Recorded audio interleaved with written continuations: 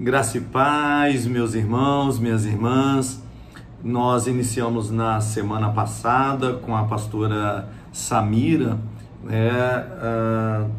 um pouco da história do metodismo. Nós estamos como proposta do nosso ministério de ensino, juntamente com a escola dominical, o estudo sobre metodismo, origem, desenvolvimento e estratégia. Então, a pastora Samira deu esse início na semana passada e hoje nós continuaremos nesse estudo.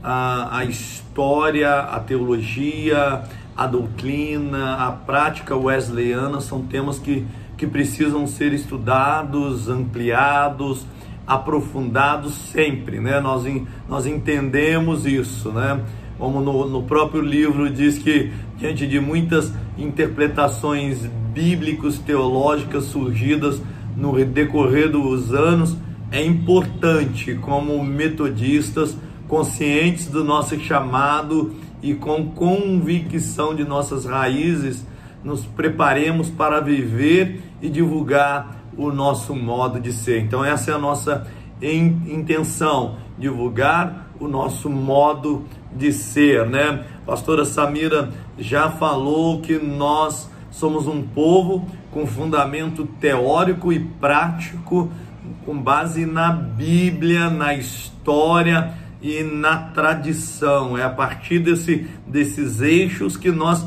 respondemos ao desafio da missão, correto? Então, a proposta é abordar a história do metodismo, destacando seus princípios, valores e fontes doutrinárias. Nós iniciamos com os 3 momentos que marcaram o surgimento do movimento metodista e estamos relacionando-os com a Bíblia e a visão missionária do metodismo primitivo, Na semana passada, a pastora Samira, ela abordou o primeiro momento do surgimento do movimento metodista em Oxford. E essa semana nós abordaremos o segundo momento do surgimento do movimento metodista, que foi na Geórgia. Então, essa é a nossa proposta.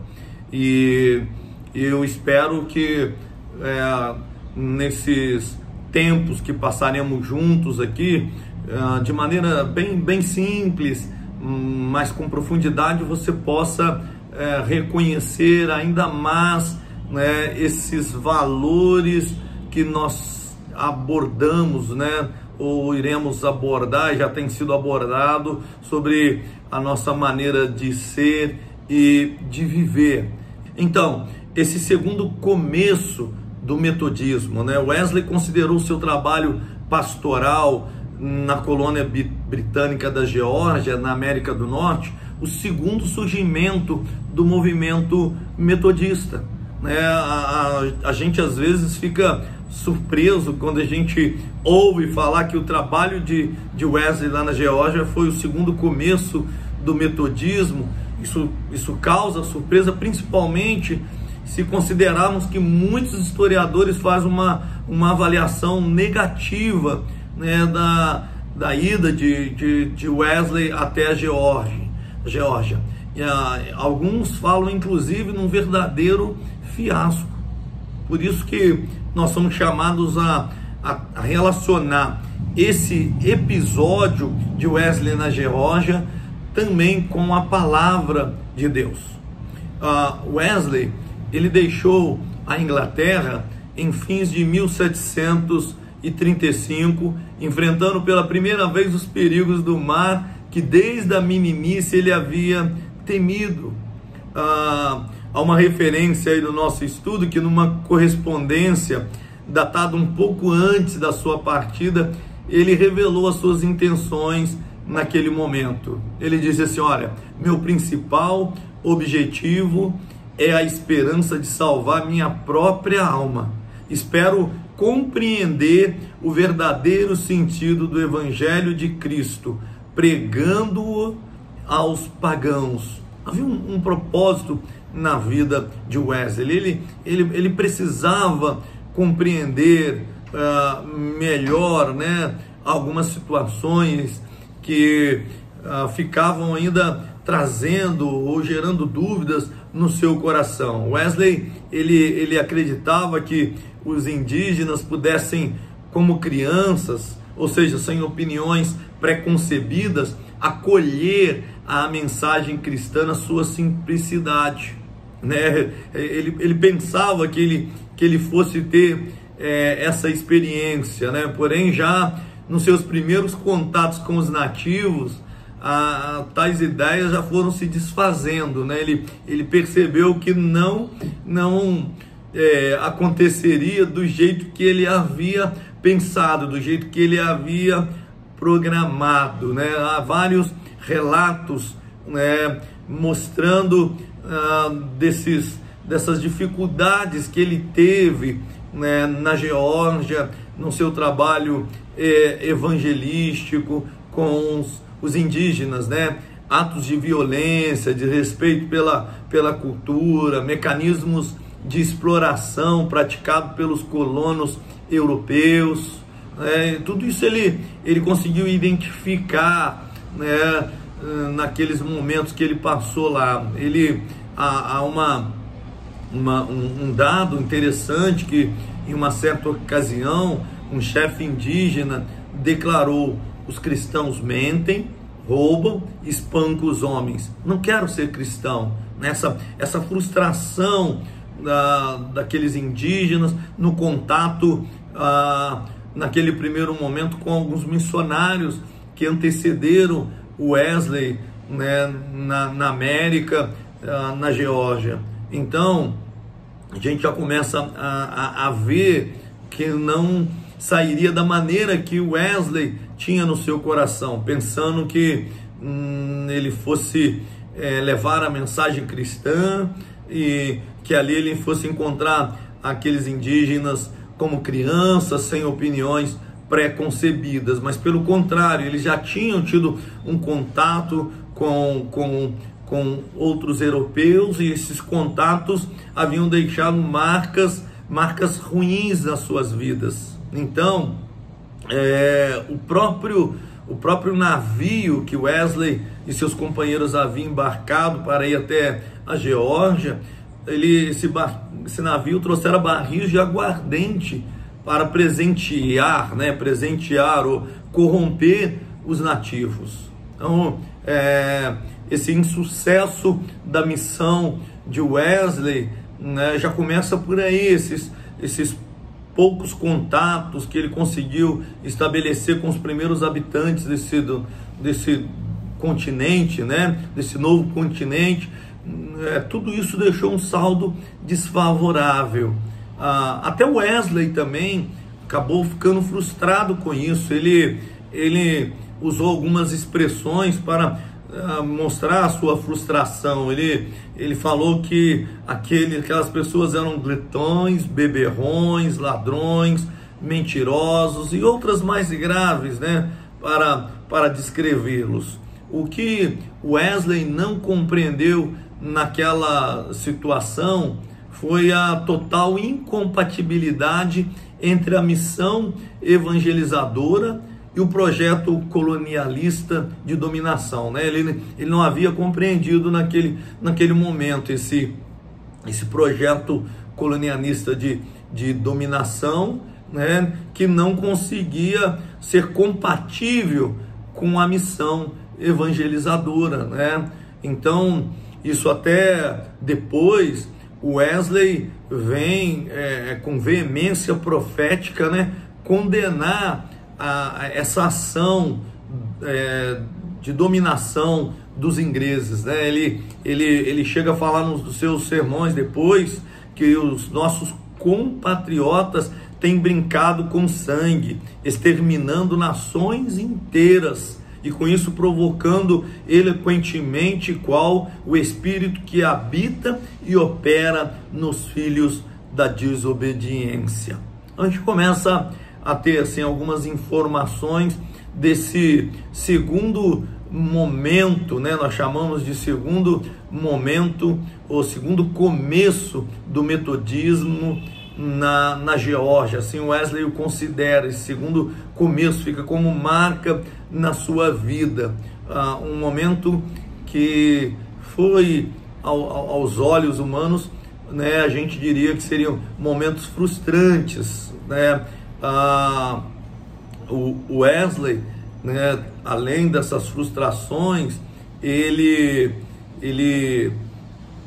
também encontra algumas dificuldades com alguns paroquianos, né, nesse tempo de 1 ano e quase 1 ano e 10 meses que ele exerceu o seu ministério na Geórgia. Ele enfrentou algumas situações complexas lá, né? Ele acabou demonstrando pouca habilidade em contornar algumas situações. Uma delas foi a sua recusa em receber à mesa da comunhão a jovem senhora Sophie Hopke, né, e seu esposo. É interessante porque o Wesley, ele tinha, né, sido um candidato, né, o pretendido, né, da Sophie, e ele não conseguiu estabelecer esse vínculo, né, de uma relação mais profunda com a Sophie.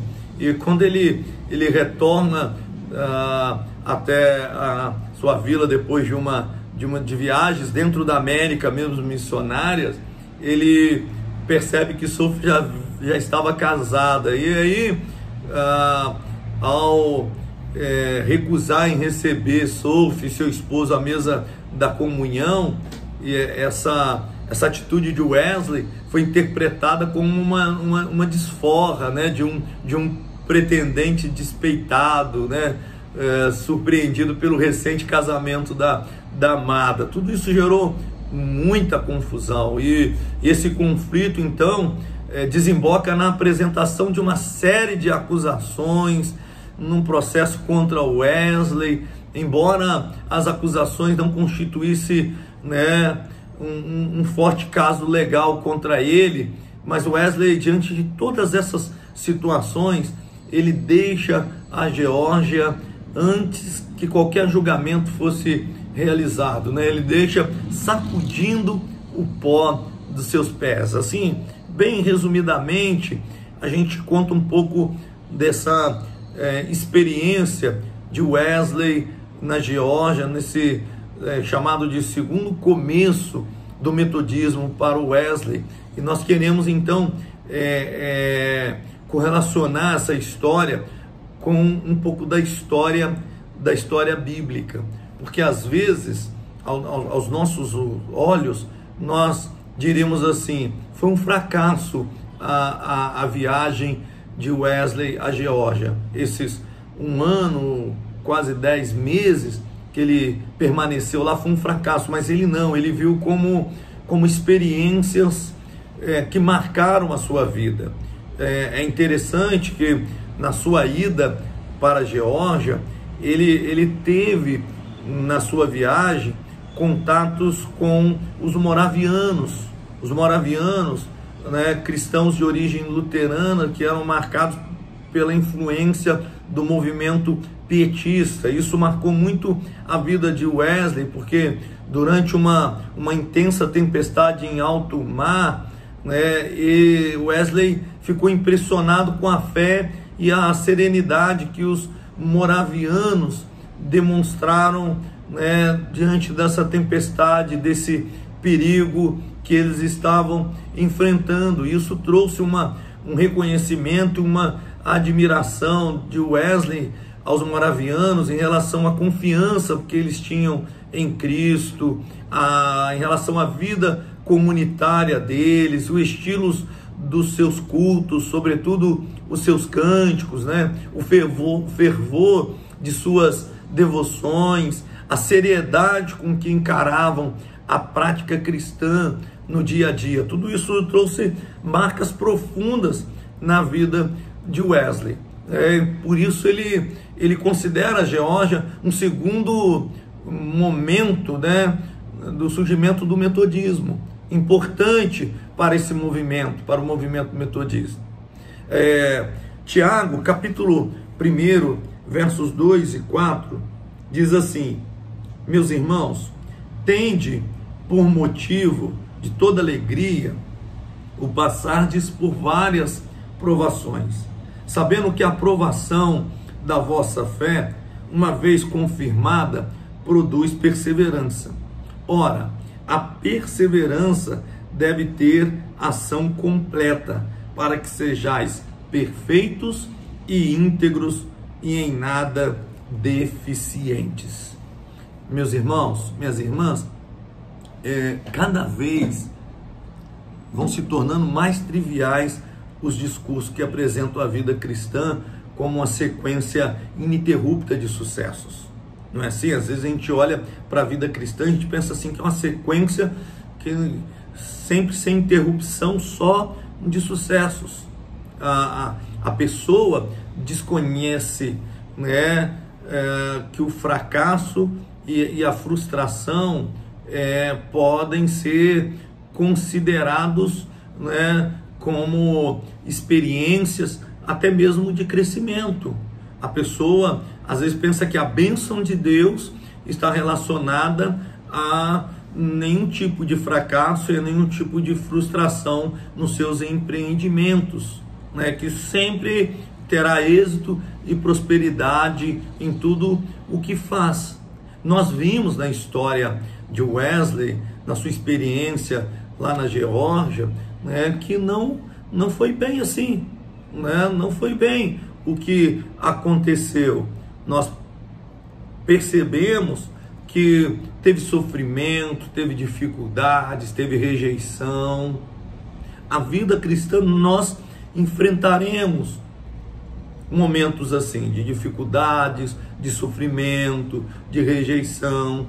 Nós precisamos olhar essas experiências e interpretar essas experiências não como expressões de pecado, não, né? Mas de perceber que nessas experiências Deus está permitindo o amadurecimento da nossa vida, um aprendizado, né, fundamentado na palavra.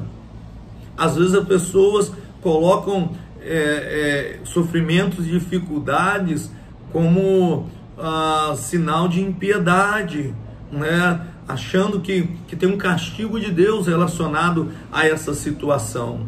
Nós vamos perceber que isso não faz sentido. E quando nós avaliamos o texto bíblico, nós vamos perceber que as comunidades cristãs dos primeiros séculos, elas também tiveram que conviver, né, com hostilidade, com incompreensão. Nós percebemos que foi um preço bastante elevado que foi cobrado, né, daquelas comunidades cristãs lá dos primeiros séculos por sua adesão a Cristo e ao Evangelho. Foram perseguições, açoites, prisões, confiscos dos seus bens, martírio. O próprio apóstolo Paulo descreve de forma minuciosa as privações e ameaças que ele enfrentou na sua missão apostólica. A segunda carta de Paulo aos Coríntios, no capítulo 11, versos 23 aos versos 33, ele fala sobre isso. São ministros de Cristo, falo como fora de mim, eu ainda mais em trabalhos, muito mais em prisões, em açoites, sem medidas, em perigos de morte, muitas vezes. 5 vezes recebi dos judeus uma quarentena de açoites menos um. Fui 3 vezes fustigado com varas, uma vez apedrejado em naufrágio, 3 vezes. Uma noite e um dia passei na voragem do mar, em jornada, muitas vezes em perigos de rios, em perigos de salteadores, em perigos entre patrícios, em perigo entre os gentios, em perigos na cidade, em perigos no deserto, em perigos no mar, em perigos entre falsos irmãos, em trabalhos e fadigas, em vigílias, muitas vezes em fome e sede, em jejuns, muitas vezes em frio e nudez. Além das coisas exteriores, algo que pesa sobre mim diariamente, a preocupação com todas as igrejas. Então Paulo vai citando aí as privações e ameaças que ele mesmo enfrentou na sua missão. Se o próprio Cristo não foi poupado, antes sofreu, por que razão seus seguidores e seguidoras deveriam esperar melhor sorte? Por isso, a gente precisa desfazer qualquer ilusão que ser cristão, cristã, não é o caminho mais fácil para se alcançar a felicidade e o bem-estar. A gente precisa entender isso. Crer no Evangelho não nos protege contra os males que eventualmente atingem a criatura humana em virtude da sua fragilidade natural ou até mesmo de enganos pessoais. Muito menos crer no Evangelho nos livra de assumir os custos que a fidelidade a Cristo e ao seu reino geralmente acarretam. Precisamos entender isso. Nesse sentido é que se pode entender a recomendação da carta de Tiago, no capítulo 1, versos 2. Meus irmãos, tende por motivo de grande alegria o passardes por várias provações. O texto é claro, meus irmãos e minhas irmãs. A fé é submetida a múltiplas provas. Então, é bem provável que o autor pense, sobretudo, nos desafios que a pessoa fiel tem de enfrentar ao sustentar as suas convicções em tempos difíceis. Nós precisamos olhar e atentar a essas situações que nos são colocadas no texto que nós estamos lendo na meditação da palavra de Deus. Então, nessas condições, a gente precisa entender que não é fácil alegrar-se, diante de infortúnios, diante de situações de sofrimento, de dor. Mas apesar disso, nós, cristãos, somos convidados à alegria. Não uma alegria só porque nós enfrentamos as provações, não. Mas sim porque a comprovação da fé supera o entusiasmo ingênuo e sem compromisso, e gera perseverança, e por fim alcança a perfeição, como no texto que nós lemos, sabendo que a aprovação da vossa fé, uma vez confirmada, produz perseverança. Ora, a perseverança deve ter ação completa. A gente começa a entender na história do povo chamado metodista, a gente percebe que ela se une, ela concorda com o ensino bíblico. Por isso Wesley usa a sua história, a sua experiência na Geórgia como um segundo marco no movimento metodismo. No movimento metodista. A gente percebe isso. A passagem de Wesley pela Geórgia deixou marcas profundas, porque ele teve oportunidade de colocar em prática as suas concepções sobre a vida cristã. É isso. Ele conseguiu perceber isso. Então, diante das provações, será que a gente consegue perceber as oportunidades para que a gente também possa colocar em prática as nossas concepções sobre a vida cristã, aquilo que nós percebemos como os valores da fé? Deus tem um chamado, Deus também tem uma obra. Nós estamos falando sobre ano do envio.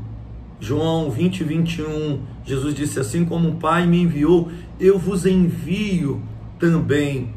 Nesse envio nós precisamos anunciar as boas palavras da graça de Deus nesse envio.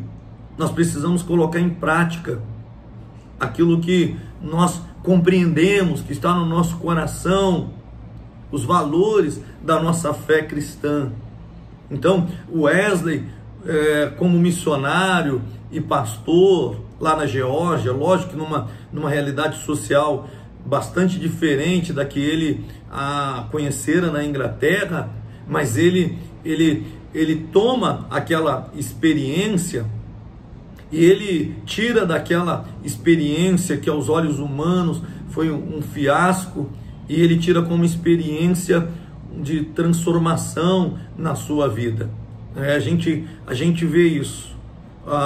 Muitos dos planos de Wesley não saíram da sua mente, permaneceram, ele não conseguiu colocar em práticas. Houve tensões, tanto pessoais como políticas, naquele momento que ele viveu, mas depois da experiência lá na Geórgia, Wesley desenvolveu uma visão mais clara do que havia no seu coração. Às vezes, as experiências de provações trazem para nós clareza do que Deus está colocando no nosso coração, daquilo que Deus deseja realizar na nossa vida. Por isso, a exortação tem de por motivo toda alegria o passardes por várias tribulações. Ela vai produzir no nosso coração transformações, vai trazer clareza dos propósitos de Deus para a nossa vida, uma visão muito mais clara do que Deus tem colocado no nosso coração. Não desista. Nessa experiência, Wesley encontrou novos amigos que o acompanhariam na sua busca pela santidade. Wesley, nessa experiência na Geórgia, ele cresceu em seu autoconhecimento. E olha, meu irmão, minha irmã, o sofrimento trouxe-lhe maturidade e fortaleceu a sua fé. Então, nós tomamos emprestado essa história de Wesley quando a gente aborda, né, esse tema da história do metodismo, quando a gente destaca aí os seus princípios, valores, esses 3 momentos que marcaram o surgimento do movimento metodista. Quando nós relacionamos ele com a Bíblia e com a visão missionária, a gente entende melhor, né, hoje a nossa vivência, os propósitos de Deus para a nossa vida hoje também. Esse é o desafio para nós. Nós temos também um chamado. Deus tem propósitos a serem realizados através da nossa vida.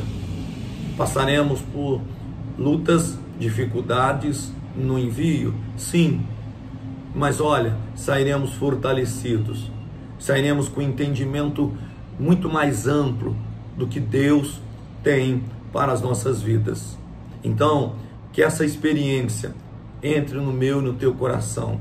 Nós vamos seguir, né? Nós vamos ver o terceiro momento na semana que vem, e assim a gente vai nessa crescente, sempre relacionando a história do movimento metodismo com um texto bíblico para nossas vidas.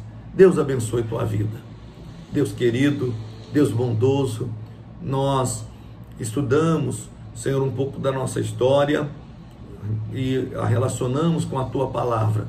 Que o Senhor possa nos fortalecer, para que também, Senhor Jesus, a aprovação da nossa fé venha trazer clareza para nós dos propósitos e da tua vontade para nossas vidas. Nós te agradecemos por tudo que o Senhor tem feito e realizado em nós, por nós e através de nós. Oramos em o nome de Jesus. Amém. Deus abençoe tua vida, meu irmão. Deus abençoe a tua vida, minha irmã. E até semana que vem.